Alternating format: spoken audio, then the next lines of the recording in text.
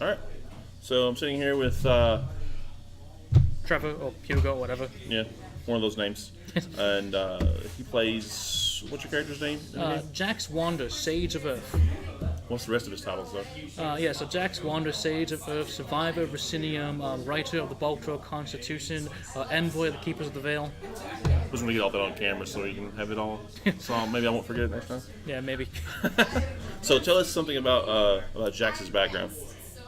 Alright, so Jax grew up in the city of Racinium. It's located uniquely along a pretty major trade route. Basically, it's a giant desert area called the Great Desolation, something similar to that. Jax grew up basically in the poor district of that town, and he was basically involved in a lot of crime, but more like small-scale stuff. Eventually, though, he got caught, and instead of being like thrown in jail, executed, he was taken in by a kindly merchant who was friendly with the god captain who caught him. Years passed, and eventually Jax and his sister displayed talents for magic. His sister was really good at water magic, and she got adopted basically into one of the larger factions of the town, the Water Keepers. Jax was given office that he was like, no, I'm just going to join the city guard. So he did. But on the very first day, and he was joining the city guard, the city was attacked by something. He didn't get a good look at it, but there was a large earthquake, there was buildings crumbling, a mist descended over the town, and Jack sort of just ran for it. So he ran. So one of the cool things about Racinium is it's located in like a canyon. Think sort of like a Petra type deal. So it's like a bunch of stone carvers, people using like stone magic and stonemason tools to build impressive waterways to basically irrigate the city itself, make it cool, and to just get water to everybody. To that end, the city has different factions. There's like the stone carvers who do the carving of the stone. There's the water keepers who are in charge of the water, and there were the lantern men as well. They were in charge of basically making sure everything stayed illuminated and lit. Mm-hmm. But yeah, Jax just booked it and ran away from there, and he ran into the forest that was sort of next to the town. After starving for days in the wilds, he eventually came across a giant like elder tree, the type of stuff that like inspires like world tree creation myths and stories. And he basically collapsed beneath the tree, and then he was met by a fake creature. She approached Jax and said, "Hey, I'll make you a deal. Come serve my master, and I'll make sure you don't die." Right. So Jack's like, "Oh, that sounds like a pretty good deal." So he signed up. So he got a better martial training and a better handle on his magical abilities. But eventually, years later, he discovered that things weren't exactly the best with the Fey court. So the person he pledged allegiance to was someone called the Lady, and along with three other individuals, it was his whole thing was like they were supposed to work as agents of the Lady, basically go into like the mortal realms and work for her doing her stuff. Jax one time by accident discovered that the Fey Lady had the ability to basically steal luck from people. So Jax also realized that like he and his other companions who were being trained by the Lady were also being used as sort of a bank of luck. Right. And so whenever the Fey Lady needed it, she could just sort of like draw that luck or life essence out of these people and use it herself. She actually saw it happen to a traveler who came by. So Jax decided the most prudent thing to do at that point was basically just to leave and say goodbye. So he did. He worked for a mercenary for a bit. Seemed to have a lot of bad luck in that regard, though. So, right. What if that's some residual from her draining his luck? Or Possibly. every day.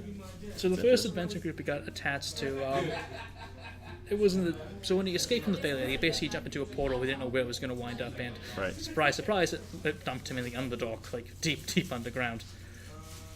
As he journeyed through the Underdark, though, he eventually discovered that there was a lot of people who didn't exactly belong in the Underdark who were being forced deeper and deeper into it. So basically, that area of the world was covered by a mist, and there was an air cult that was basically using this mist to basically drive people to madness, and they were running away from the mist on the way to know how, basically deeper and deeper underground.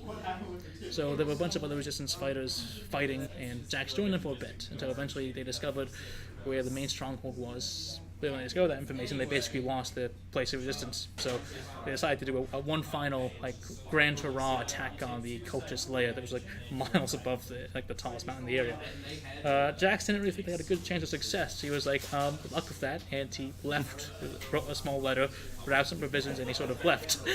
He traveled in the dark for a long time, but eventually he got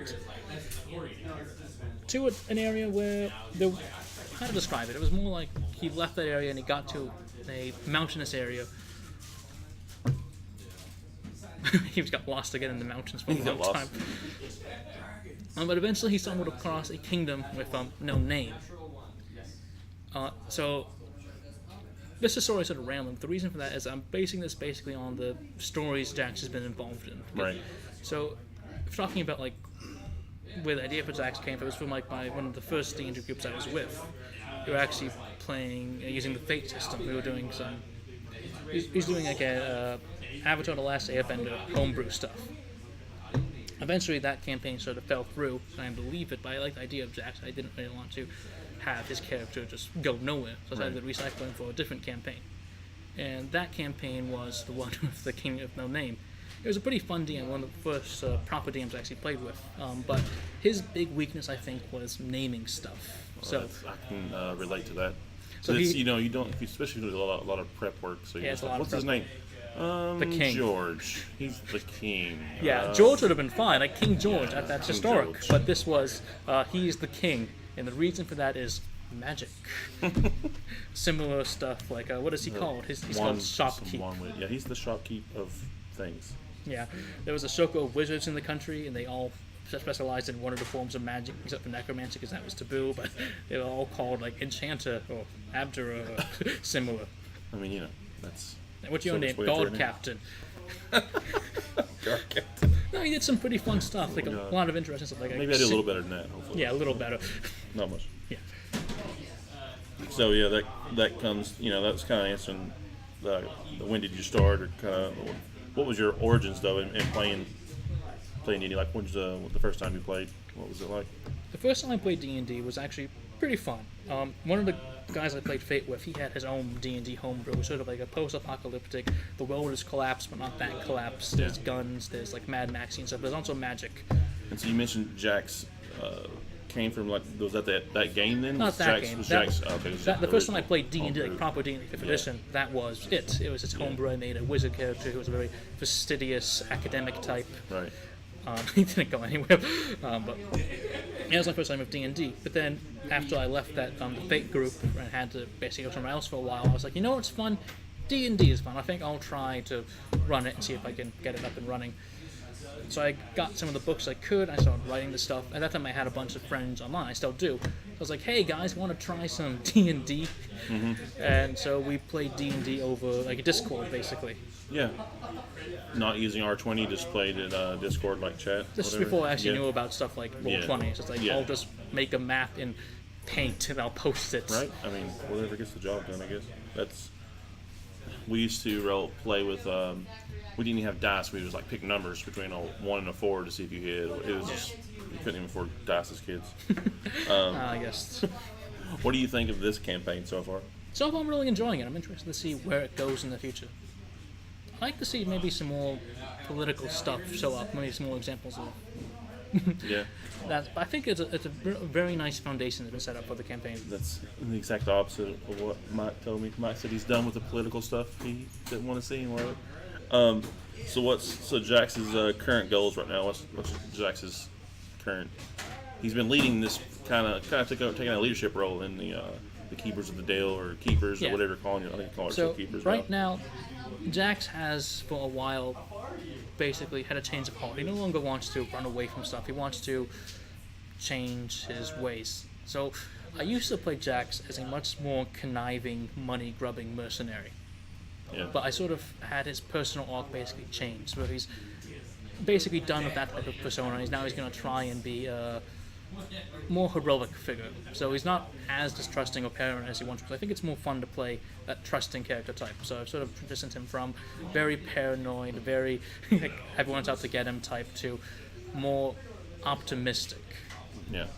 So he's more trusting as he approaches everybody and welcomes them and It's Maybe, brought but some comedy to the table. I, But I it's, think it makes the groups more fun to play in because Yeah. I have played him before where he was like, I don't trust him. Is there any money or profit? No, Right. I'm done with this. Yeah. And and that's not very fun for a DM. I think it's more fun to have those opportunities to do the hijinks with the trusting nature. But right now, Jax is trying to put together a expedition to try and go back to Rusinium and maybe try and rebuild it. So that's why he's basically trying to find adventurers and other mercenaries to hire to go with him. maybe he'll be able to address that later. The real fun is the more trusting Jax is, the less the party trusts Jax. The things he gets them into, right? I haven't gotten him into any big, like, all the stuff that's been happening hasn't been anything to do with Jax. It's usually been someone else's fallout, like attacking the king, like, I'm just gonna go All through right. this. We'll get to that in a minute. All right, but yeah, I think we covered what I was really wanting to ask. Thanks for talking about Jax, and Yeah. we'll see you in the other videos. Now your turn. What's coming up in the campaign? Thanks.